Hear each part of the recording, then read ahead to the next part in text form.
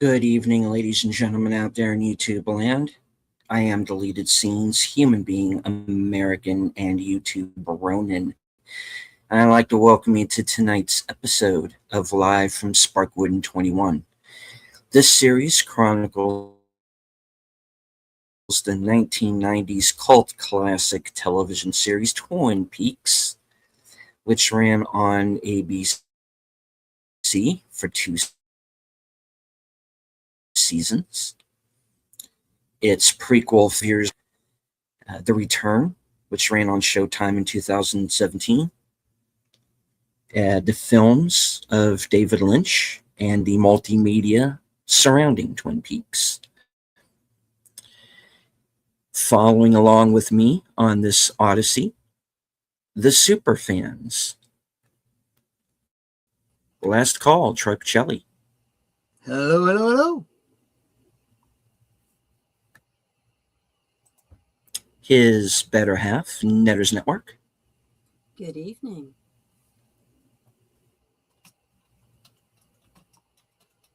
And the president of the Flappy fan club, Age Boomer. Do you know what Flappy's favorite movie was? What was it? What was that? The Birdman of Alcatraz. Of course it was. Well, makes sense. Yes. I think I saw him in that movie. No, he's not that old. Maybe. Well, then maybe it was a relative, but Could have looked been. just like him, Could have honestly. Oh no, man! He said he was a big fan of Burt Lancaster in that. Yeah. I do want to say hello to a few people who have joined us in the live chat. All of those following along on X. I can't see you, but I know that you're there. I want to say hello to a few people who've joined us here in the live chat. Host of Films with Friends, the creator of the 10-word review, Big Al Presents. I want to thank Ruby Hoove for gifting a membership both on Netters and Troy's channel. Who are the lucky winners? Let me take a look at that again. That was Well, it's on mine. It's BGC 3281. Yep. And over here it was let's see. Yours is Sean Cadillac McSwain. Yep. Right on. Sean Cadillac McSwain, and I'd never seen that one before. I did subscribe to his channel. Looks like he's a musician. I'll have to look more into his content. Cool. Mm-hmm. All right. Also joining us in the chat tonight, my co-host from the Mystery Movie Night podcast, which will be returning on the 30th, Enigma Severus. Because I've waited all week for this. I even cut down a tree for this. Yes, and I said I hope it wasn't a Douglas fir. He confirmed that it was not. Okay.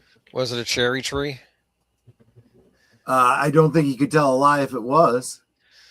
I'd like to say hello to the Bird Woman of YouTube, faithful Blue Wrench channel member. Watch out for her channel, Fluff Chick Productions, Connie Cleary. All right. Me and my monkeys with us.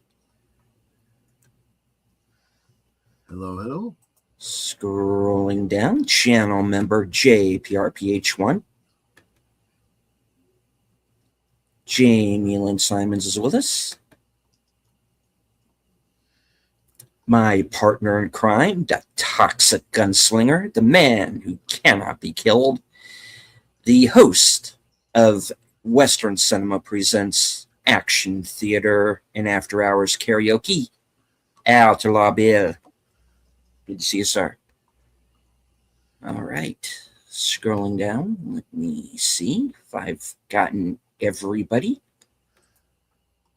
And it seems that I have.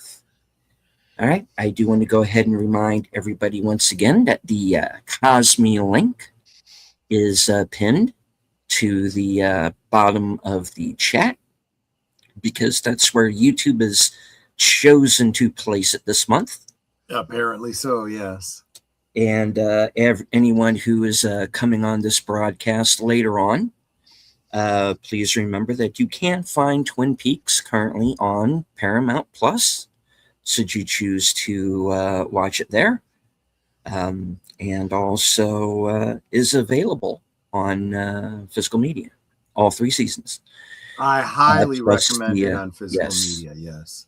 Indeed, because yes, physical media is where it's at. They can't take it away from you, and yeah, you don't lose it if you choose to no longer use that particular streaming service. Because I'll say this up front, folks, I dropped most of mine today. So yeah, it's, as far as I'm concerned, it's physical media or bust. There All you right. go. So gotta earn it. And well, folks, I tell you, tonight we're watching a show that certainly earned it, and that's Twin Peaks. And We've of been course, watching it for decades and are still enjoying it and discussing it and yes, discovering new stuff about it. all right. So where did we leave off in our previous episode? Let's see. Audrey's back home, and so is Leo. And it's both situations are a little bit challenging. Audrey is in a very contentious relationship with her father. She has learned a lot of not so good things about him. By the same token, Bobby and Shelley have gotten some bad news about how much it's actually going to cost to take care of Leo. So there are going to be some challenges there. We might be able to address at least part of that in tonight's episode. Leo fell face first into his ice cream cake. Yes, he did. Couldn't happen to a better guy. And the only thing that would have been better is if that horse that you put up on the screen had left him a pie to drop his face into. And Philip Gerard, who is the host for Mike, the denizen of the lodge, has filled us in on a bit of lore that kind of gives us some insights into who and what the lodge denizens are, and Bob in particular. That's one of the classic scenes of the original Twin Peaks, is that when him and Cooper are saying the rhyme for the right. Fire Walk with Me. Exactly. It's one of those iconic moments in the show, I think. Yeah, I agree. And in fact, if I remember correctly, there's a clip on our friend Lady V Elements, as she was calling herself at the time, has a clip of me reciting that from one of the episodes. Oh, there you go. There you go. All right. And Josie's in a bit of a predicament. Yes, she is. Because, well, Josie has painted herself into a number of corners. She has a past. We know that there is an individual that at this point we have not seen, but we will see later on, named Thomas Eckert, who seems to be pulling her strings. We have this the mysterious bodyguard / creeper, Mr. Lee.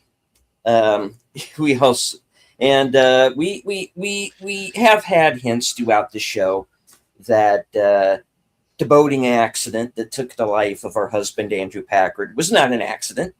This was no boating accident, and that ostensibly took the life of her late husband. Yeah, yes, or did it? Yeah, there we go. Yes. So, yeah, I continue to beat around the bush, even though I'm sure everybody here has probably already seen. But exactly. Yeah. All right, so I say we go ahead and waste no time and get to it. Okay. All right.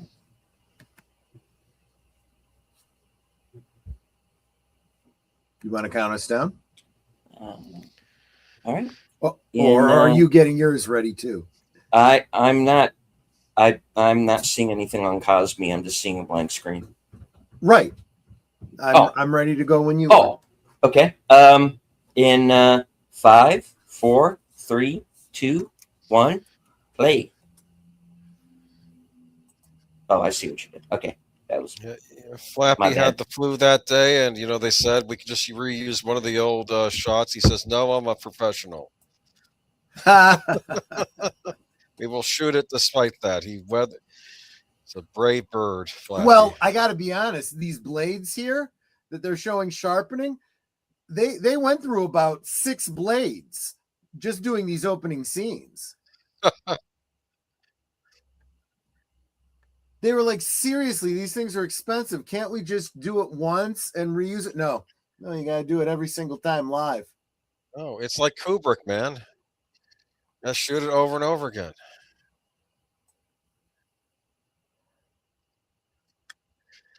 There's good fishing in that town. Oh, absolutely. Well, I mean, just ask Pete; he'll tell you. Also, you were talking about Josie, and I've seen a lot of people draw correlations between Josie and Laura.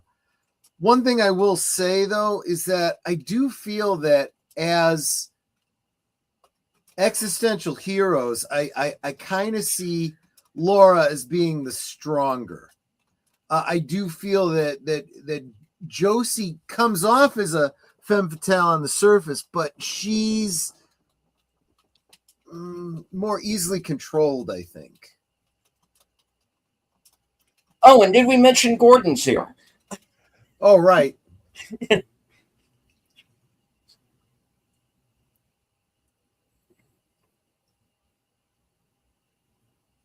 And hello, Nate. Good to see you.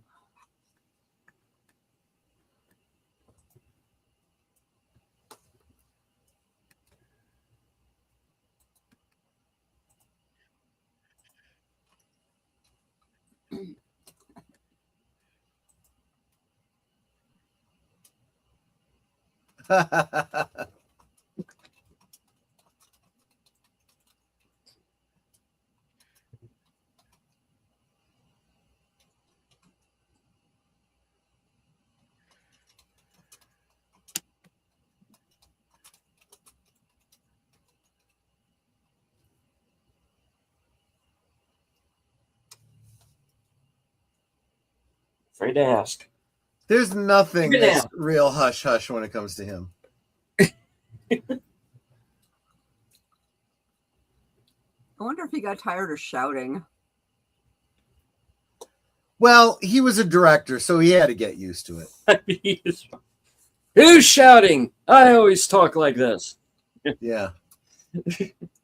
Although my favorite bit with Gordon is when he's in the double R and he's talking to whichever waitress that was. Shelley, yeah. Shelley. Yeah. That was just like so sweet.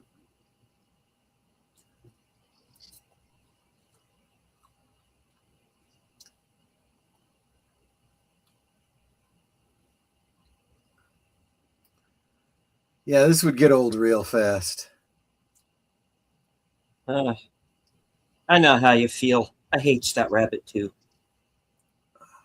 Oh, wait. I'd be telling those people to tap dancing and knock it off.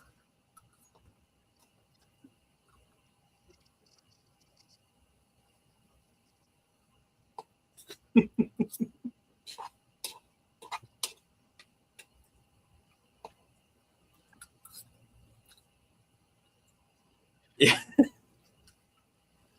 Yeah, Ben, I'm not sure I blame you this time.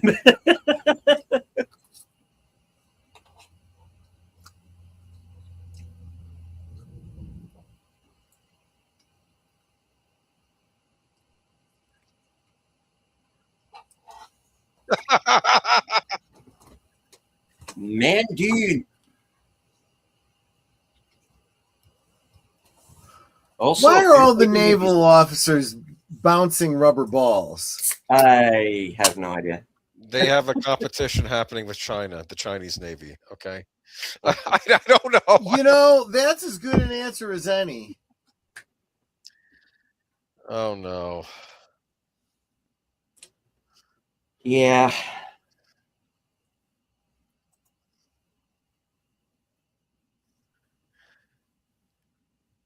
This place is destroyed. Yep.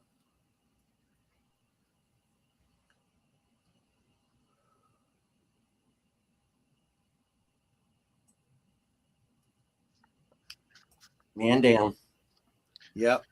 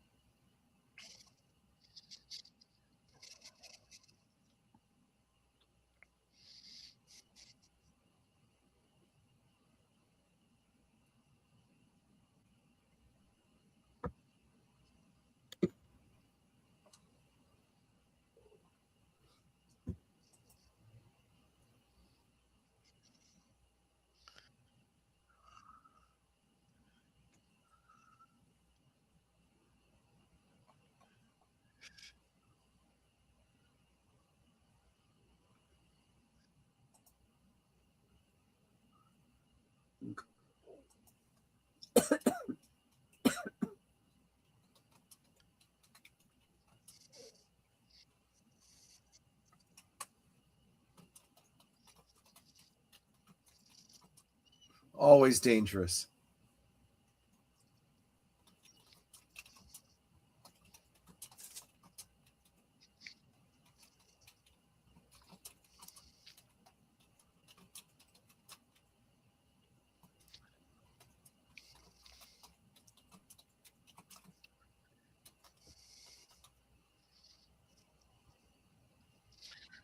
Where is Missoula? Alexa, where is Missoula? Montana. Missoula is a city in western Montana, located at the convergence of 5 mountain ranges. Are you curious about what there is to do in Missoula? No, thank you. It's in Missouri. Sounds good.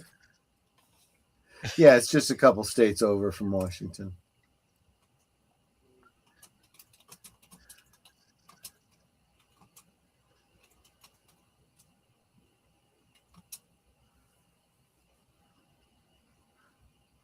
That's assuming she actually makes it out of Twin Peaks alive.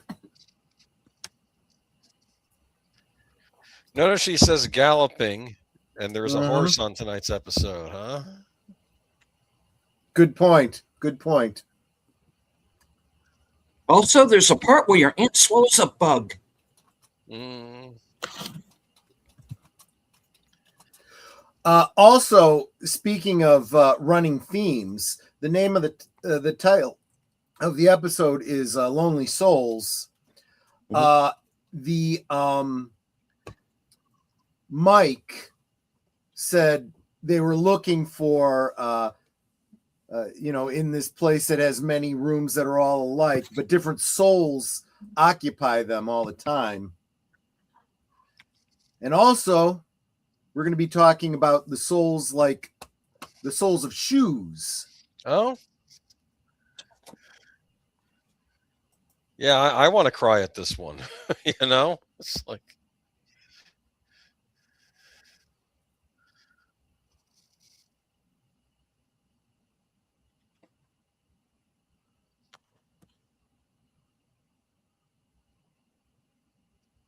Number 2.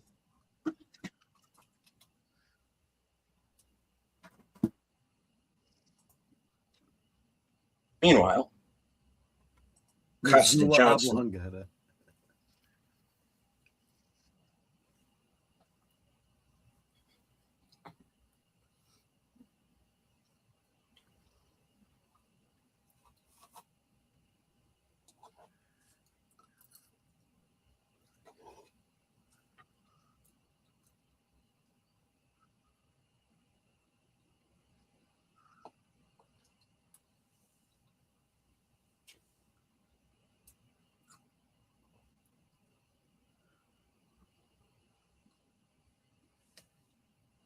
Yeah. OF wasn't invented yet.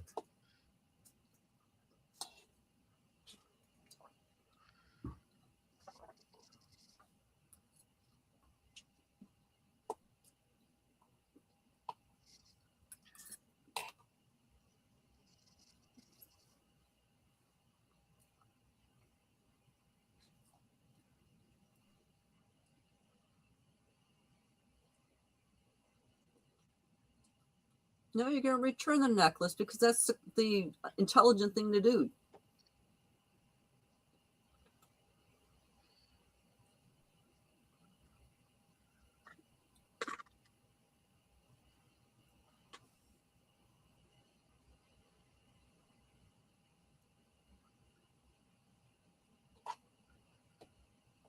Yeah, that's pretty much true.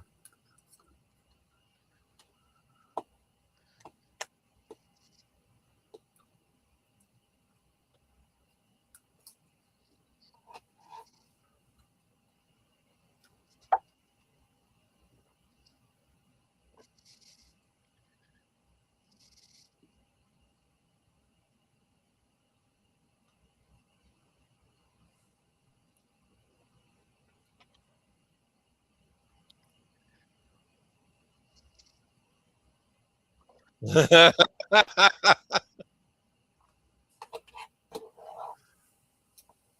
you knew he was alive. New shoes. Yeah. Remember, shoes have souls. Question though, didn't he already do something with shoes earlier that we weren't paying attention with? Is that what he's referring Yeah, to? when Andy tripped on the porch, they found some shoes underneath the loose board. Right. Yeah, so so this is a dead end.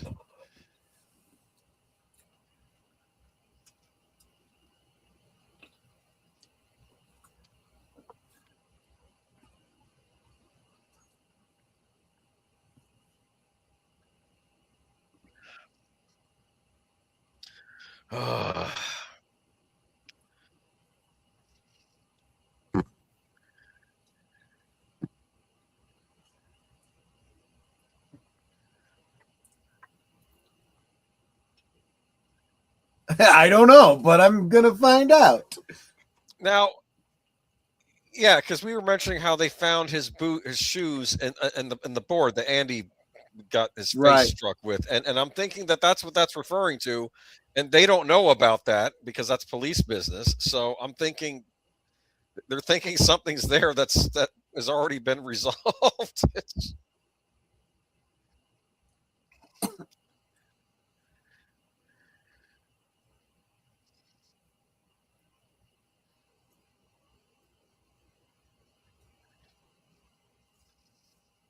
No, you were not in One-Eyed Jacks. That was Jack Nicholson.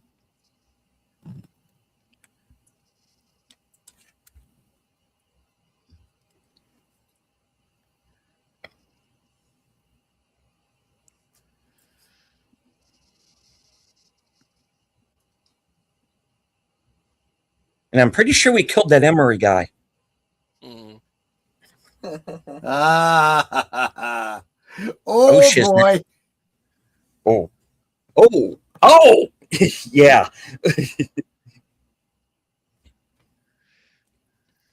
And aren't you glad you got interrupted?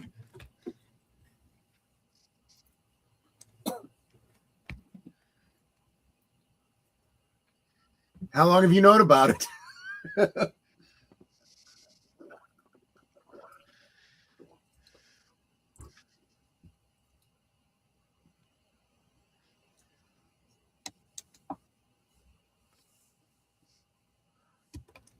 Lie. Yep.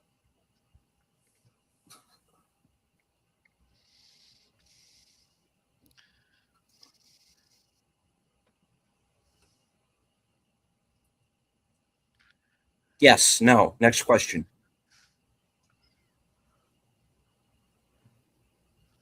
Yeah, she doesn't really need any more answer than that, though. Yeah.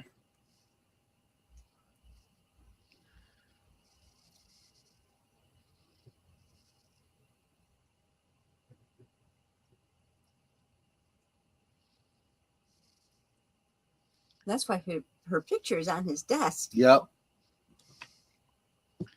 So she's keenly aware of that.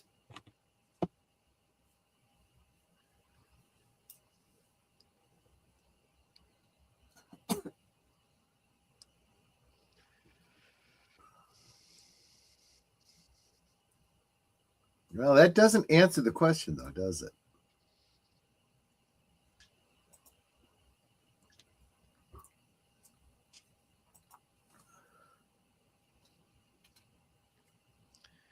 Yeah, just go to commercial at this point, right? Yeah, exactly. What more is there? I mean, you're almost sparing Audrey anymore, right? Yes.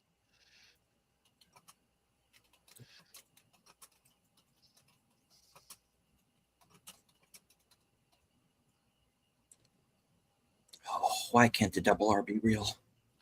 Right.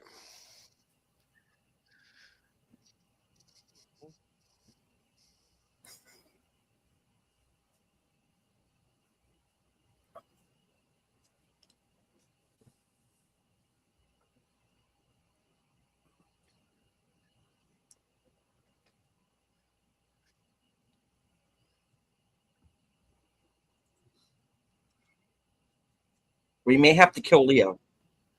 It would solve some problems. Yes, it would. So would having him get sent to jail. That would have solved a lot of problems.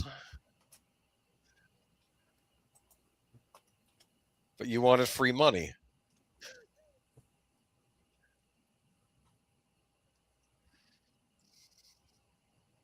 And on top of that, she can't afford to quit her job, but she has no choice.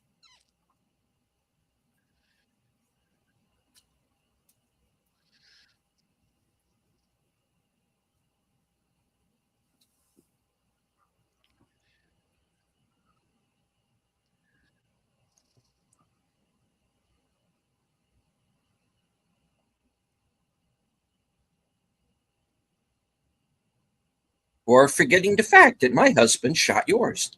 Hey. Well, that's a great point. They don't. Neither one of them knows that, though, do they? No.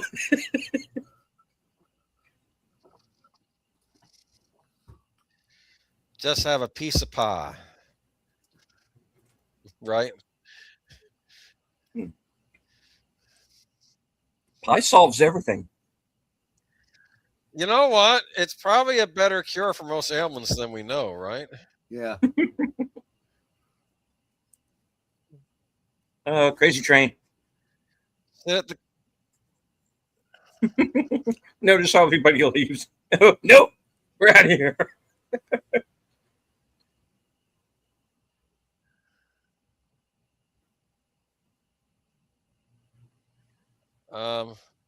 Yeah.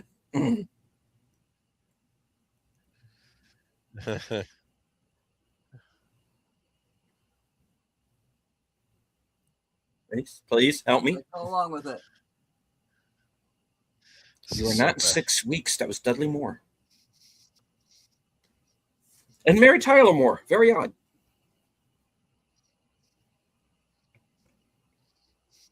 She's a lot more pleasant, I'll say this, her teenage self, you know? I like Nate. The crazy train won't stop.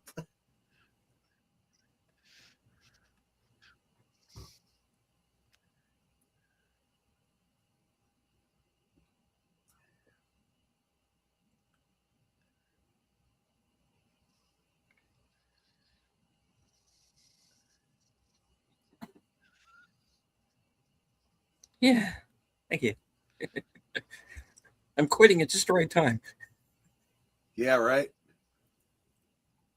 The Europe. Sorry. Nurse Betty? I panicked. All right.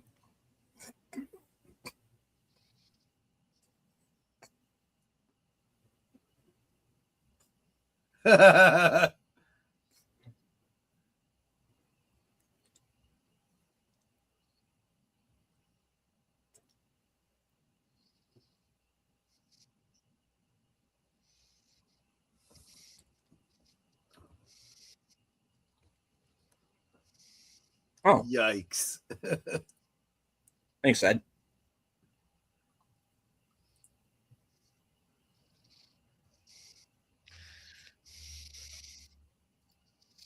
Poor We may Ed. have to kill Nadine.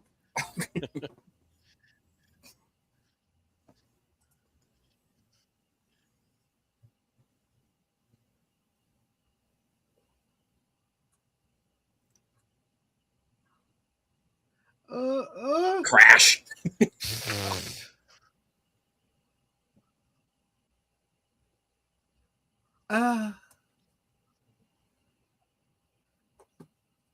Yeah, don't count it.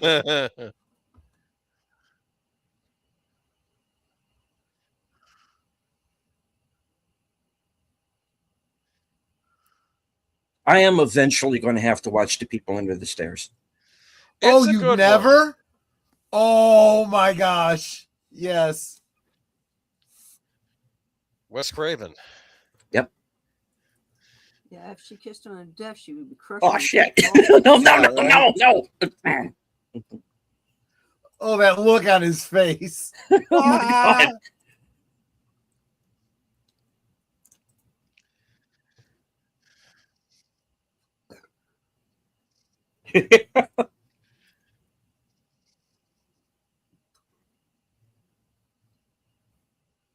and they still haven't come back with a towel to clean up that mess.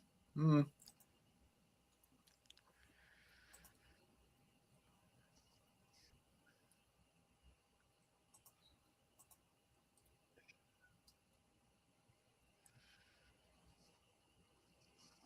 I brought along almost Robert Redford.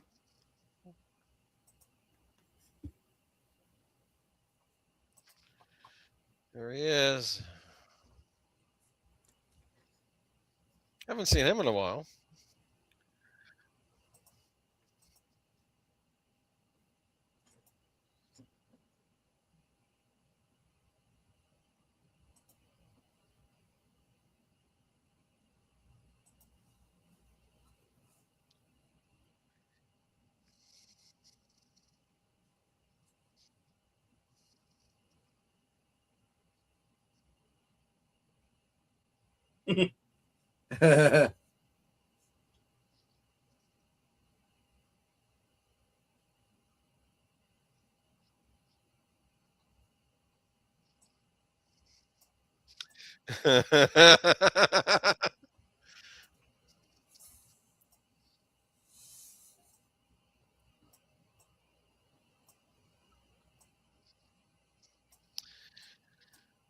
Oh, okay.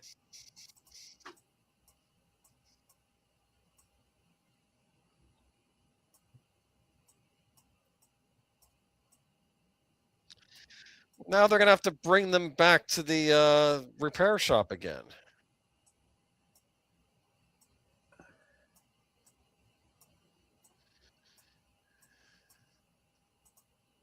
Something in there.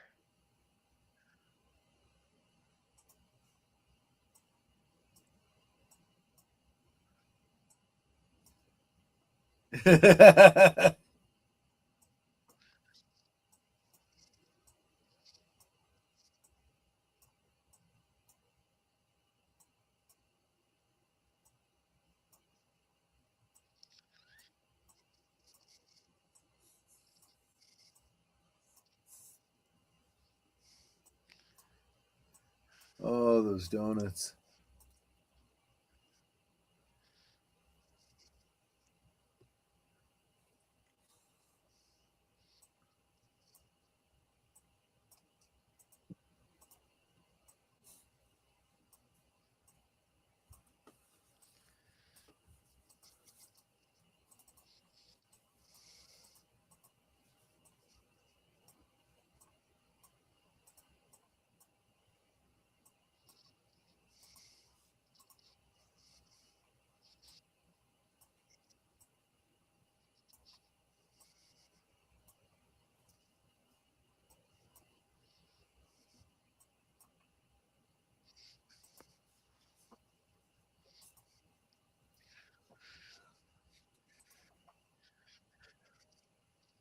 Here we go. Oh, I like this take on the Ben Horn song. Yeah.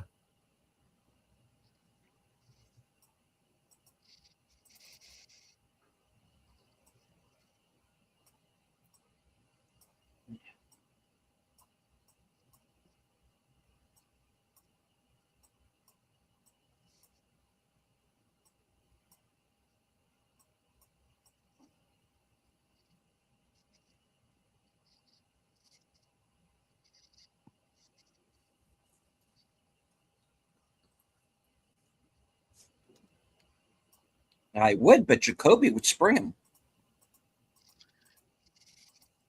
I mean, when you're a jet all the way from your first cigarette to your last dying day. I mean, come on.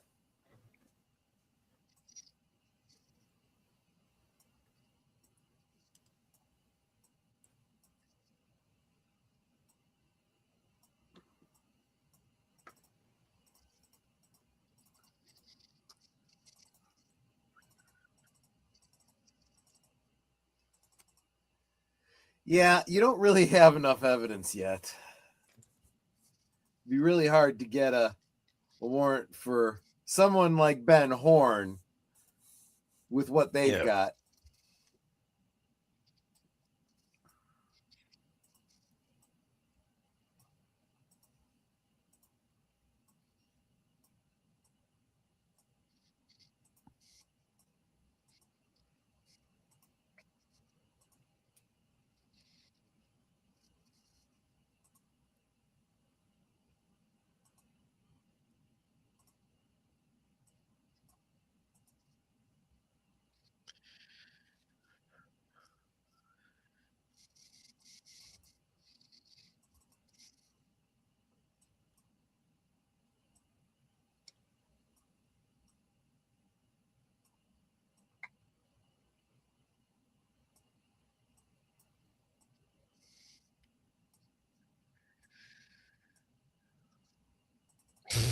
I mean,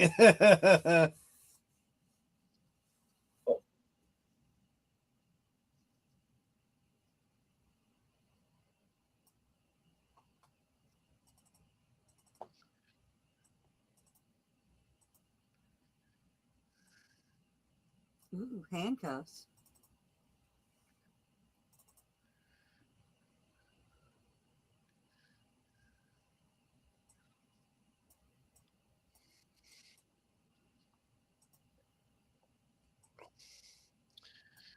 Yeah, I know President Taft.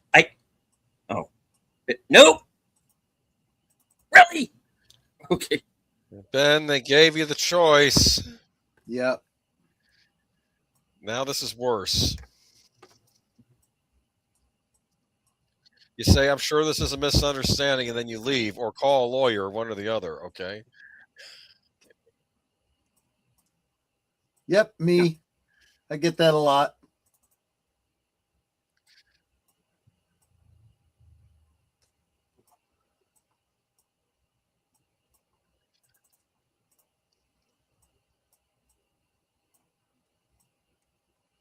Vad i helvete was that? Yeah, basically. Of course, maybe that stuff sort of thing happens all the time in Tokyo. I don't know. Just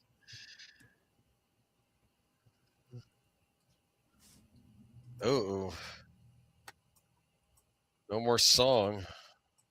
Yeah, what really bothers me is I know what damage it's doing to the needle. Yep.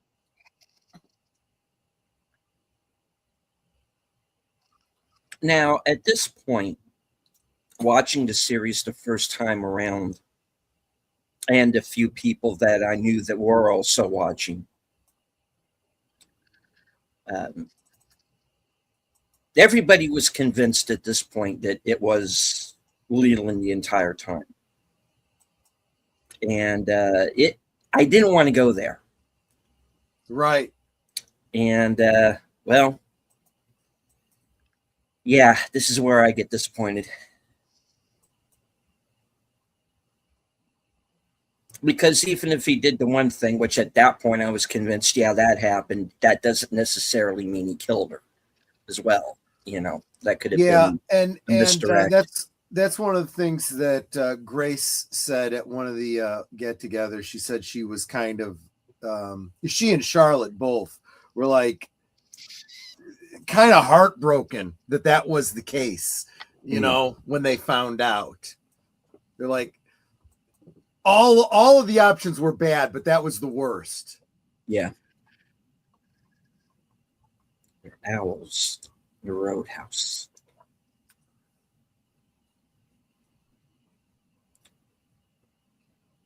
And what do we know about owls? They are not what they They're seem. not what they appear. I love that exchange between them. Mm. It lets you know that, and there have been some scenes like that before that let you know that Margaret and Cooper are kind of on the same wavelength, a wavelength that nobody else around them is.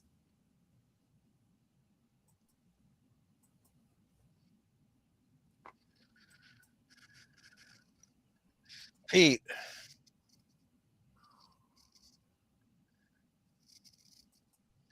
I bet he's having a turkey sandwich with some mayo on it.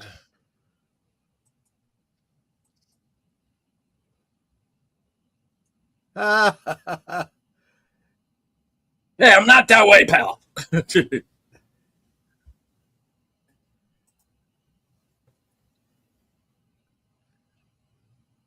On the other hand, she's not lying. Yeah.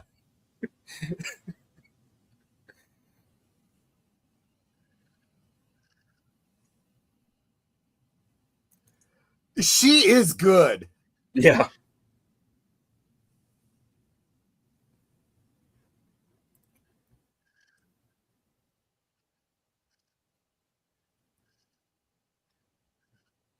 You look terrible.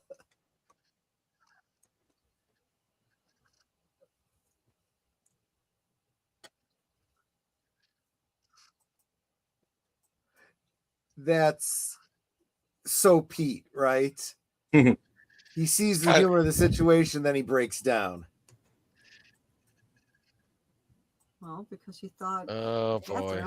Now, think about what we're seeing here. Again, this is going on the assumption, knowing what we know now, right? Mhm. So Maddie has announced she's leaving. Mhm. So why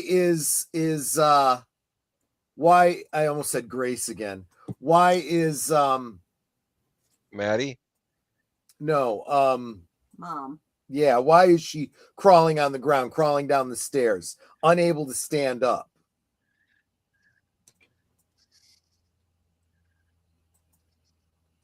Knowing what we know now, Mhm. what's wrong with her?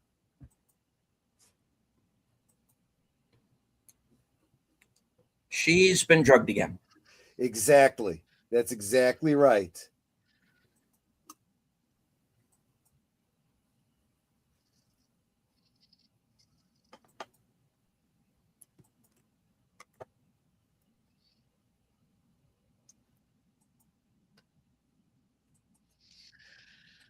The horse is pretty obvious.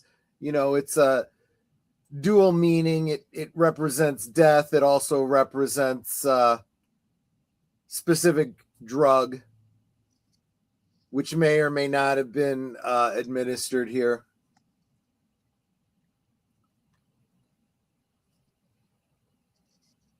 Which we can assume that he would have had access to because, you know, he ran in some of the same circles as Ben, having gone to Blackie's and so forth.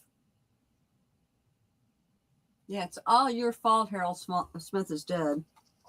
Yeah, that's not true. He's wrong.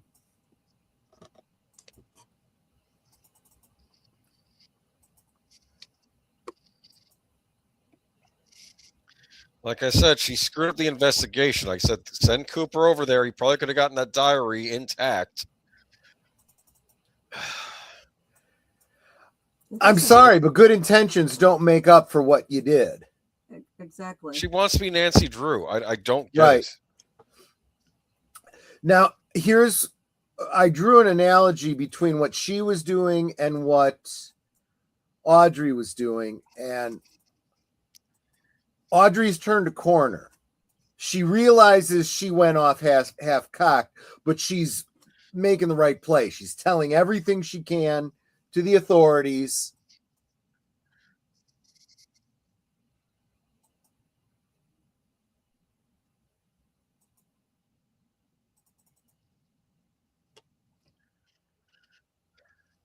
See some Navy guys in the background. Sailors.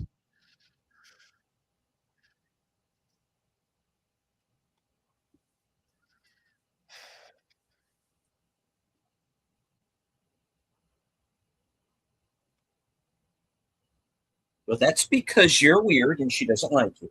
Well, yeah, Hey, Margaret really likes those peanuts. I can't say I blame her. Yeah, Lanterman's like, shit's going down. I got to stock up. Yeah, right. Not gonna get a chance to do this later. No. It's like she missed the catering truck earlier. Yeah. Craft services.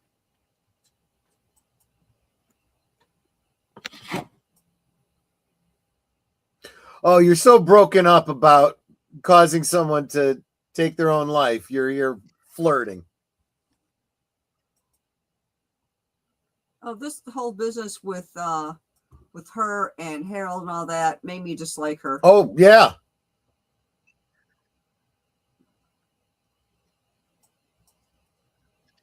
Here we go.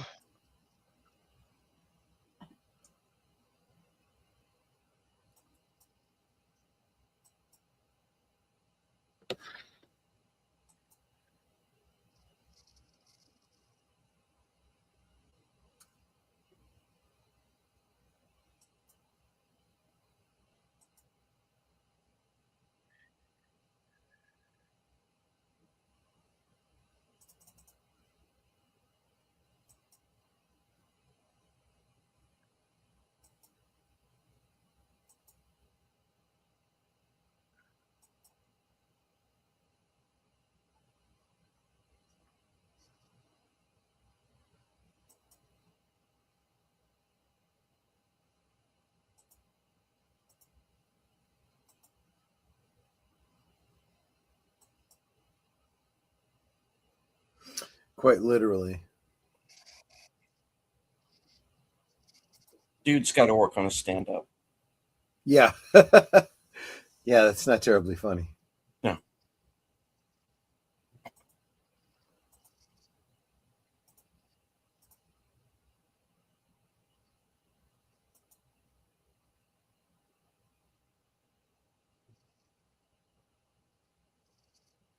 We're going to have to kill Leland. Oh boy, this is nightmare fuel. Yes, it is.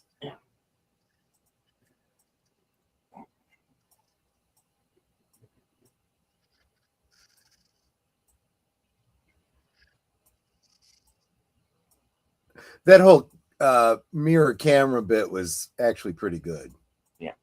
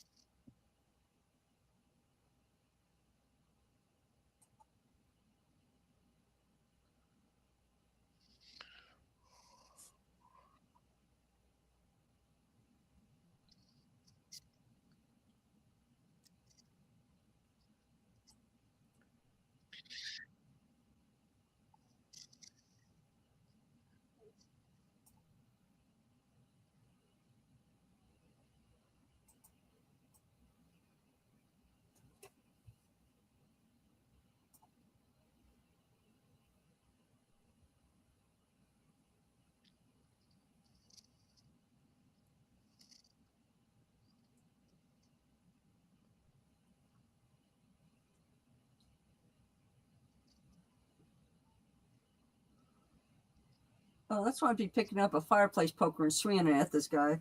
Right.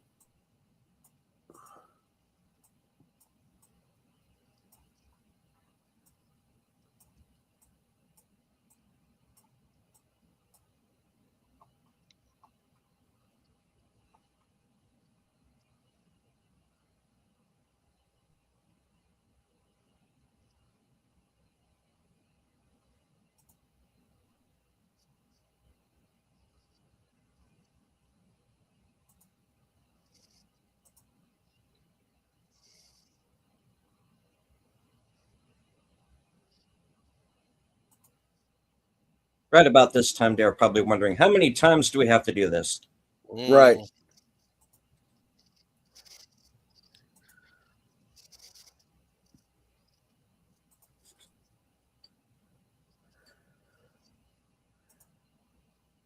Sorry, I was caught up in the show. I didn't see you there, Danny Berry Sports Highlights. I don't know if you're still here, but welcome. Thanks for stopping in.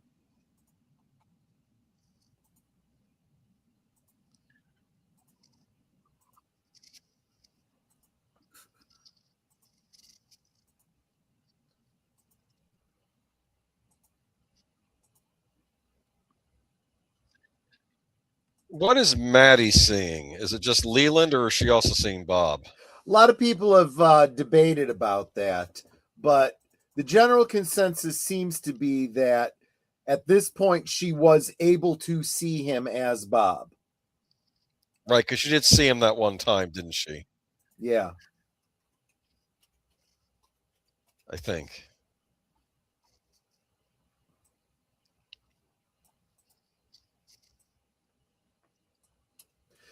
And I think that the back and forth between them is very telling.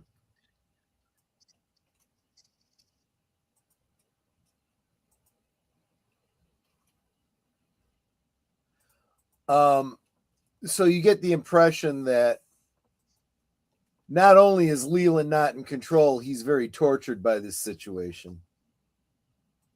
Because it's like he's reliving the death of Laura again.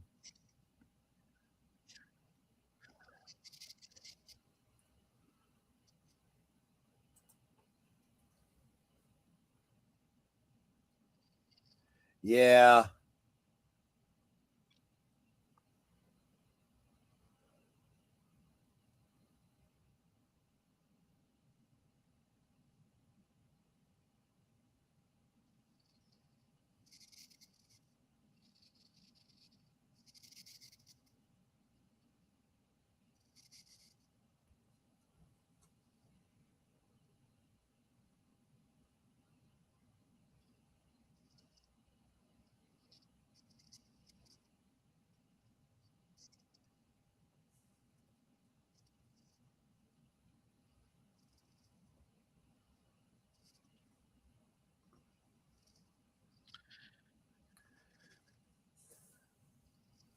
So we see both the fireman and Senor Drool Cup. Huh.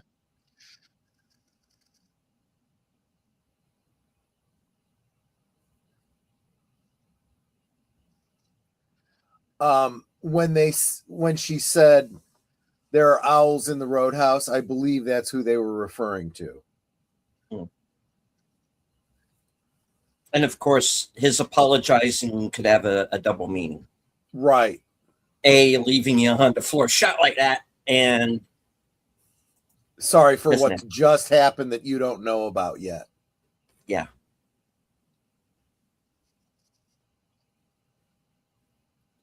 And Bobby feeling it too, even though he had squat to do with Maddie. Right. That was my first clue that he is becoming one of the force users, as I call them. I wouldn't go that far. I would say He's just getting there. becoming more sensitive Yeah. in terms of empathy, right? Yeah.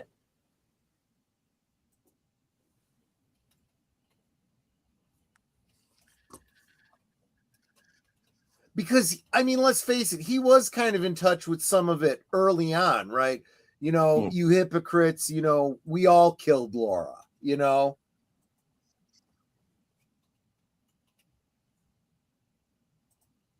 You know, you knew she was suffering and you did nothing.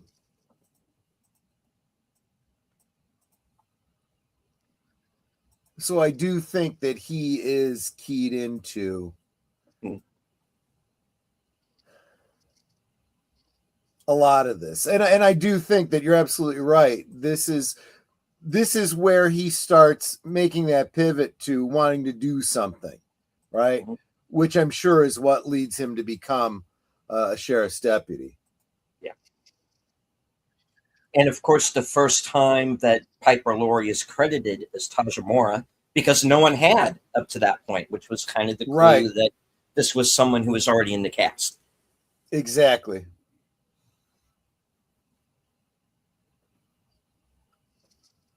Yeah, as you see, Nick Bussover says Bob has become more careless, killing in his own host's home. Yes.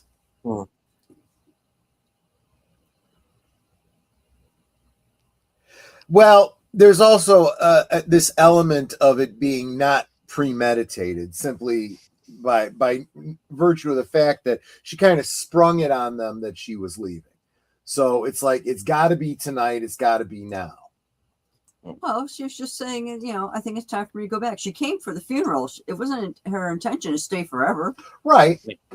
Right. But if you're the killer and you're planning on killing her, and you realize, okay, now suddenly I have an absolute, pardon the pun, drop dead deadline, and it's tonight.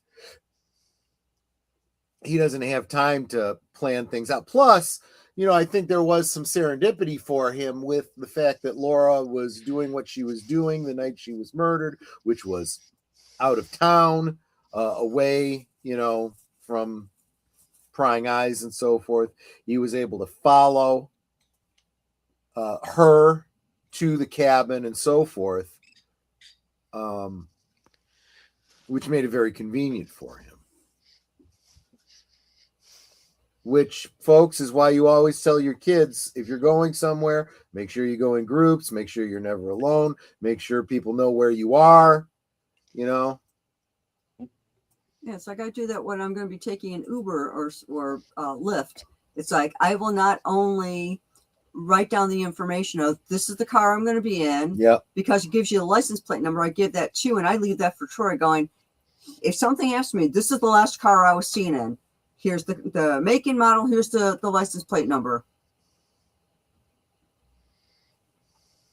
Thank God nothing's ever happened to me, but still, What's too bad, Nate, is that you can't do sounded gifts, because you need that one from, what was it, SpongeBob or whatever? Oh, man, this guy stinks.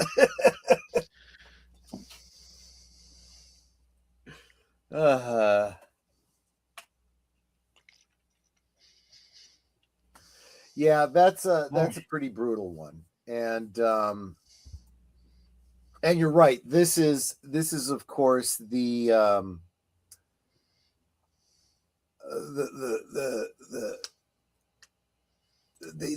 we're coming to the end of the road for Bob, and honestly,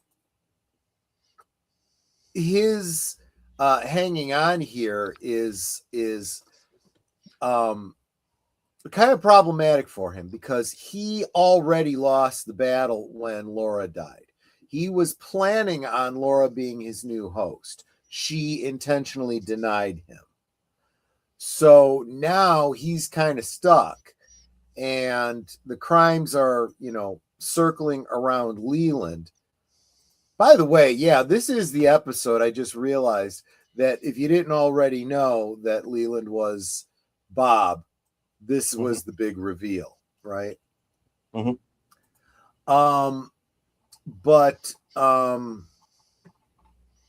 he was bound to be caught eventually, and he still doesn't have a host, so he's kind of in trouble. Puts him in a difficult position that we're not really going to see him get out of until, well, from a certain point of view, the end of this series, the end of season 2, when he finds an alternate path into the world. Moriarty, he ain't. That's the problem. He's more like the Joker, making it up as he goes. Joker's a bit of a nutter. And of course, as we come to learn, especially in season 3, Bob was never supposed to leave the lodge. He was always meant to be contained, right there, I guess, for the lack of a better terminology. But once we get into season 3, again, we can talk get more into about that a bit more. Yeah, exactly. Yeah. Because one of the things that season 3 did is it made me appreciate season 2 a little bit more. Yeah. And I mean, I still have my issues when it comes to season 3.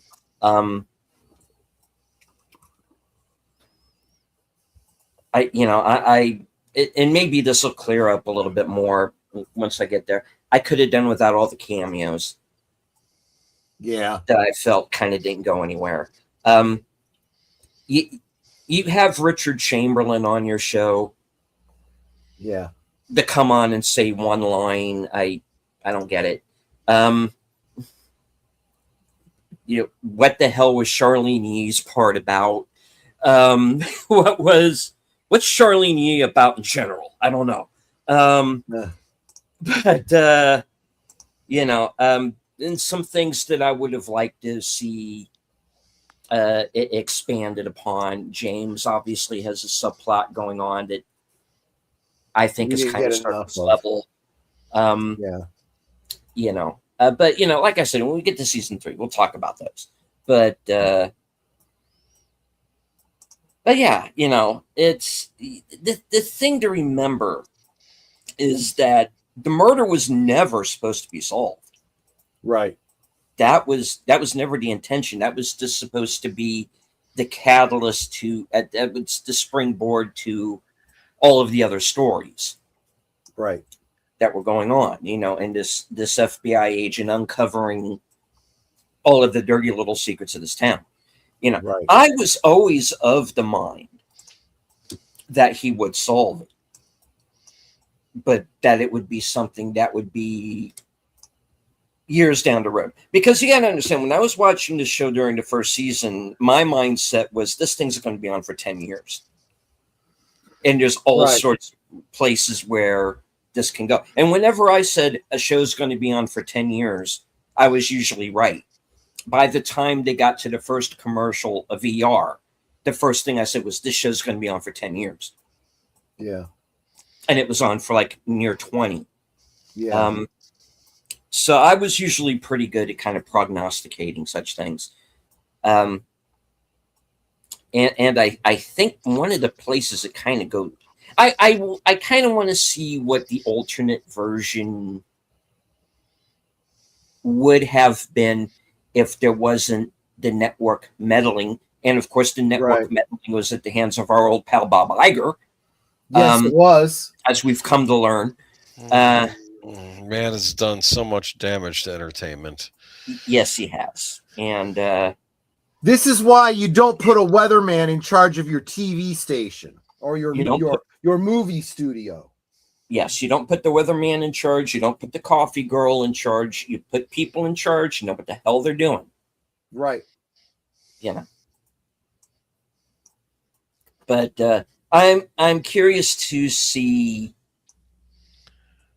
where that version of Twin Peaks would have gone, and maybe someday we'll find out.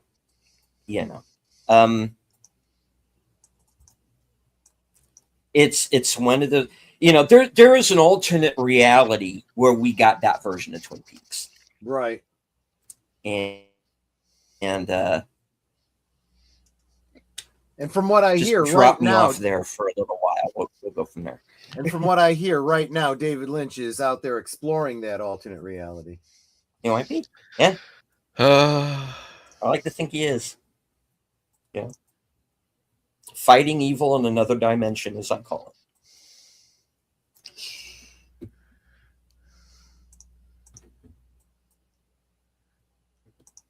Maybe I saw The Last Starfighter at too young an age. I was an impressionable child. No. Charged by the hour? Hello. I am on the couch right now. Go ahead. Just ask me a question, Doc. You're charged by the hour. There was an off-Broadway musical based on The Last Starfighter. Of course there was. Oh, God. I'm very curious. No. Oh, my goodness. Come on.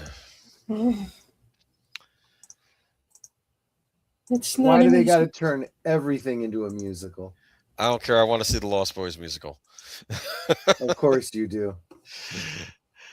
Twin Peaks the musical. Oh, don't give them ideas. There's always, I can see the tagline now. There's always music in the air, right? Yeah. Yeah. Oh, now I can the see Showtime original. Leland and Bob doing a duet on stage. Oh God. Yeah. Well, actually, you want to see that? Go see David Hasselhoff in Jekyll and Hyde. There you go. Yes. Yes, folks, that actually happened. Yeah, yeah. It was actually pretty good. It wasn't bad.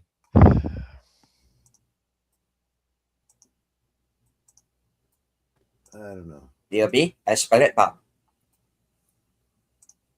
Hello, my name is Bob. Where are you from exactly, Bob? I am from the Lower East Side. I used to get that on my phone a lot. Oh.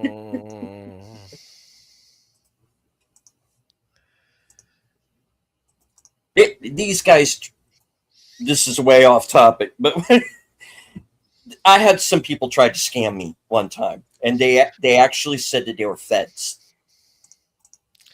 Wow. And so, okay, well, you're going to have to talk to our boss, who's Agent Smith. And I'm like, Agent Smith? Yeah. Okay.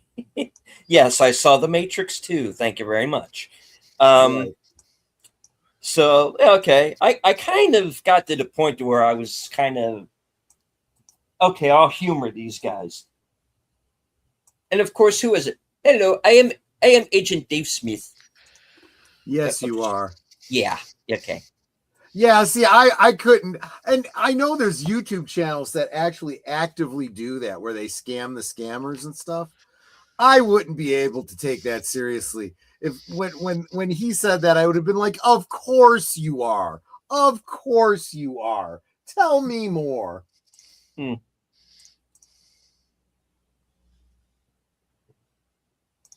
So deleted. What do you mean? I mean that Bob is a spirit who is from Mumbai, and he's just lost, and he's trying to get home. Trying to get home. I'm out of ideas. Anyway. Donna was crying at the end, though, huh? Yes. Yeah, but I still feel like it's still all about her. She's feeling guilty, and she's upset about it. Well, she'll have another set of investigations later in the season that she may regret getting involved. A little bit closer to home, right? Yes. Maybe just leave.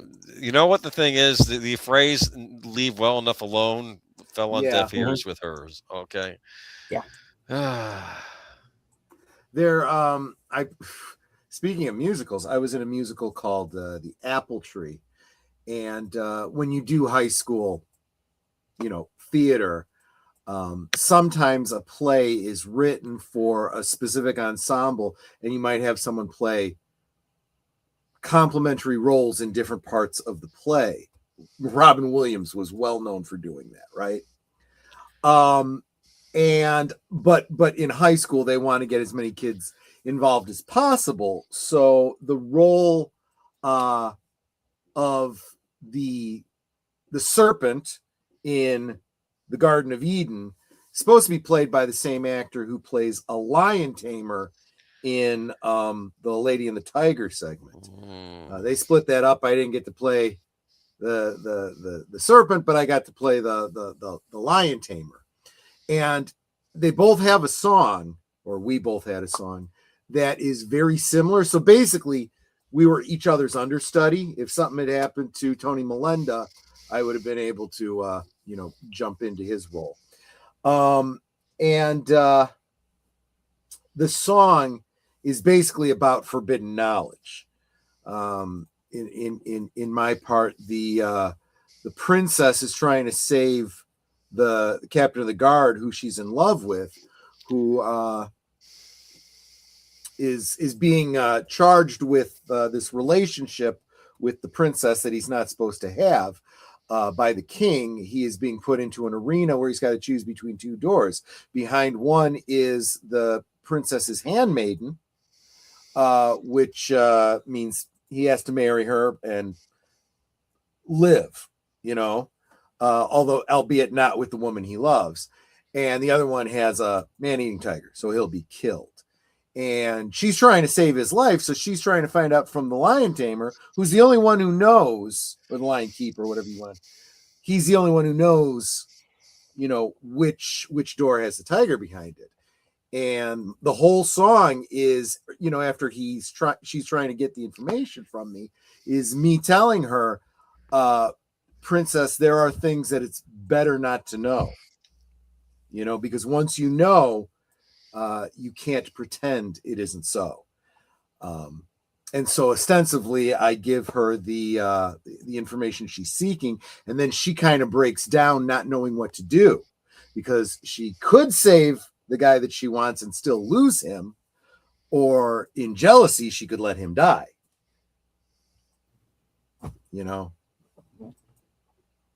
Great little behind the scenes on that one, though, is every performance that we did, including rehearsals, I would whisper in her ear, or the audience never hears, but I would always say the right one, the left one. And one night after, I can't remember if it was after the first performance or the last performance, the actress, Jenny Pons, I remember her name, asked me backstage, she's like, you always say one door or the other. In your mind, which door are you telling me? And I looked at her and I said, there are things it's better not to know. And I never answered her. She's like, you son of a bitch. Okay, so now I want to know. Oh, which was I telling her? Yeah. Honestly, I never really thought it through, but I probably was thinking that I was telling her which door the lion would be behind. Huh. But it sure left it open, ambiguous to her. Like, now I'm not even sure which door I would be telling him. Yeah, no, the whole point was there's forbidden knowledge that you don't want. And sometimes you open a door and you can't close that door again. When you open that door and you see your parents, playing leapfrog, you can't unsee that. Now, in my mind, I would be thinking, okay, I'm asking you which one is has the lion, and when you tell me left door, right door, it's like, okay, that's the one with the lion behind it. I wouldn't be thinking that you would be saying that's the one with the maiden behind it. That's true. That's kind of what I probably assumed in my own mind, but I was intentionally being ambiguous. I was being true to the whole shtick.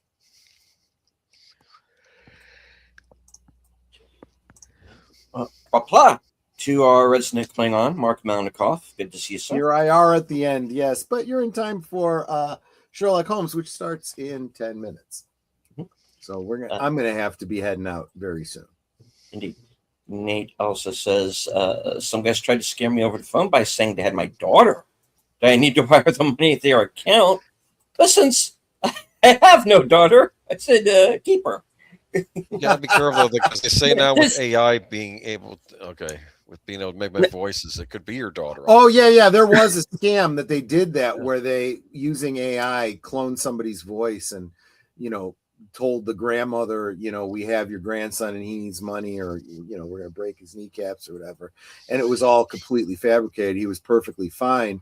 But yeah, in that case, I would have said, okay, I need to hear from my daughter to make sure she's okay before I start believing you.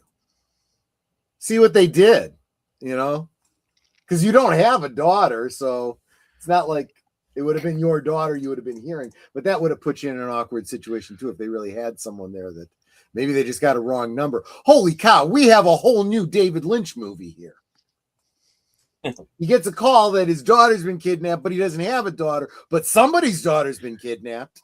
Oh, then you need Liam Neeson. Liam Neeson, right. I have a certain set of skills that I normally only use because I'm a bad father and my daughter keeps getting kidnapped, but I'll do it for you this time.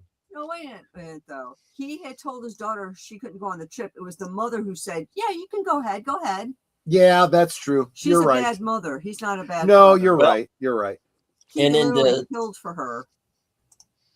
And then in the second movie, he's the one who's kidnapped. And then, well, really, once you think about it, in a way, in the third movie, he's the one who's going to kidnap.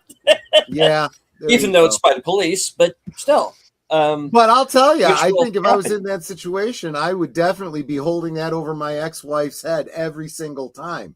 You know, oh, I'm supposed to do what you say, like the last time when she got kidnapped. Maybe start listening to me. You didn't listen to me through our whole marriage. You didn't listen to me, and you got her kidnapped. Are you capable of learning, woman?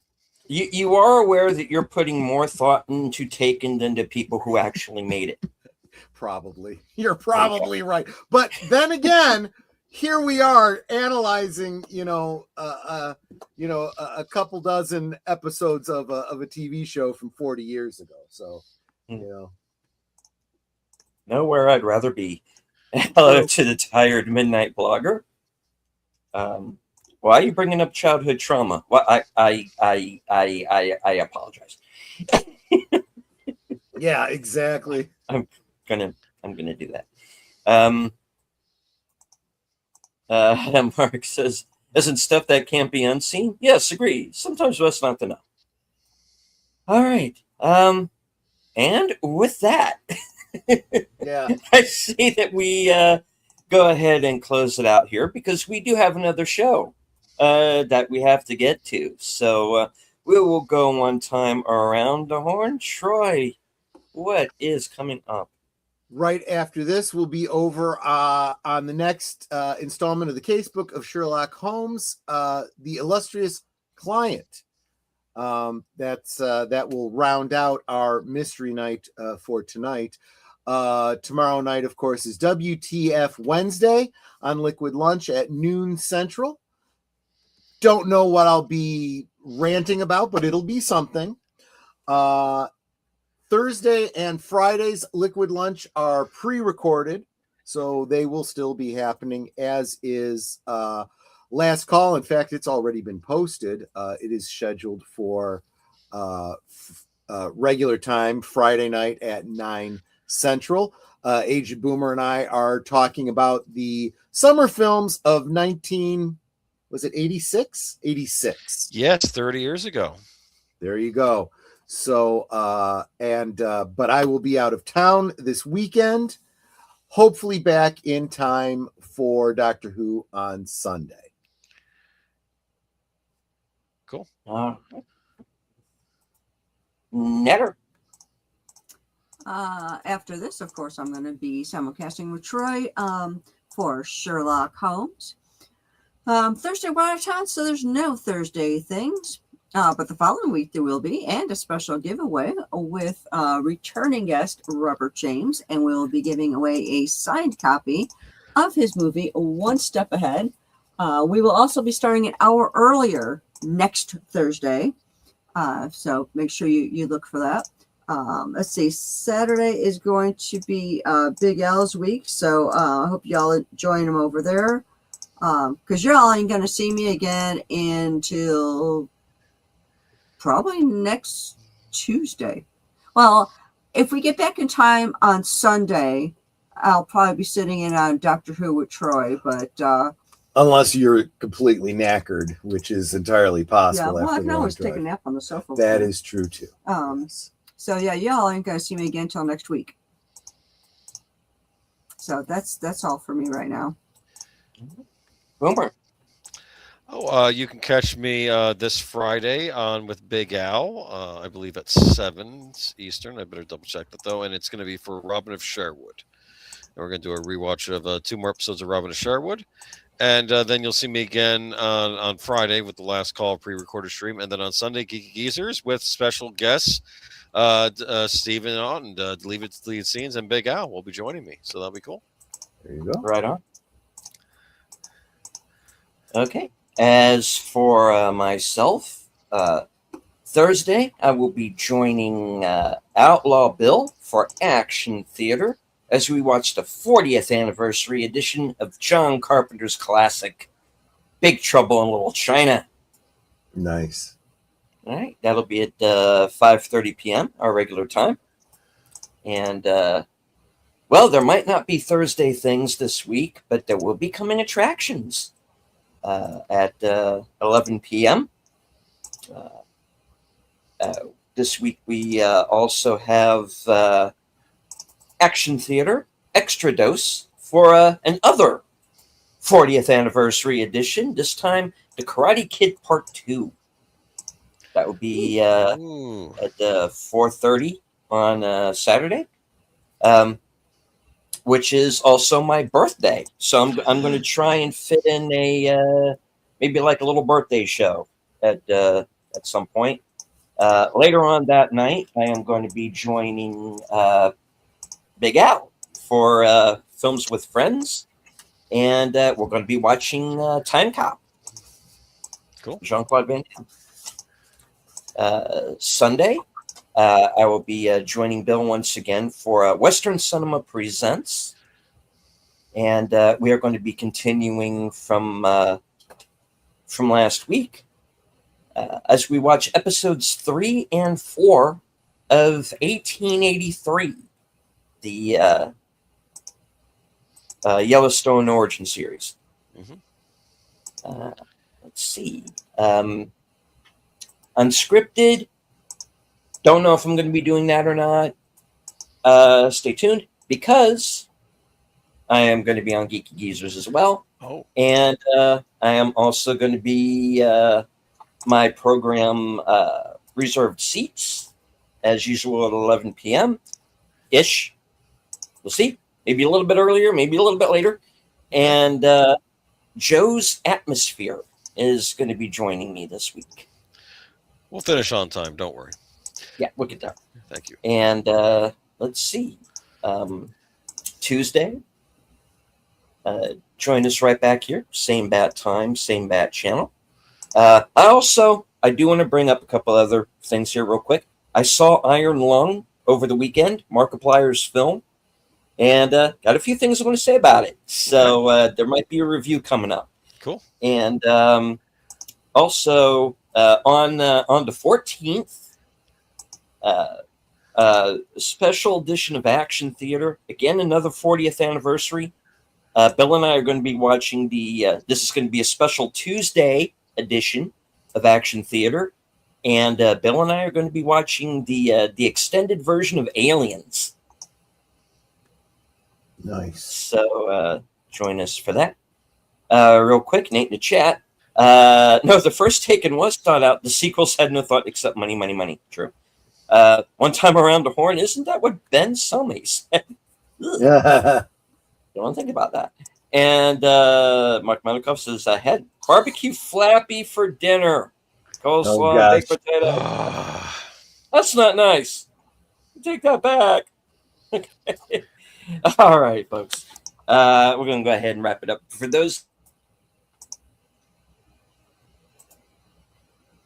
at least on my channel anyway, you will, whether you're on the vertical or the horizontal, you're going to be automatically redirected over to Troy's for Sherlock Holmes. So does anybody any last words before we wrap it up? Excelsior.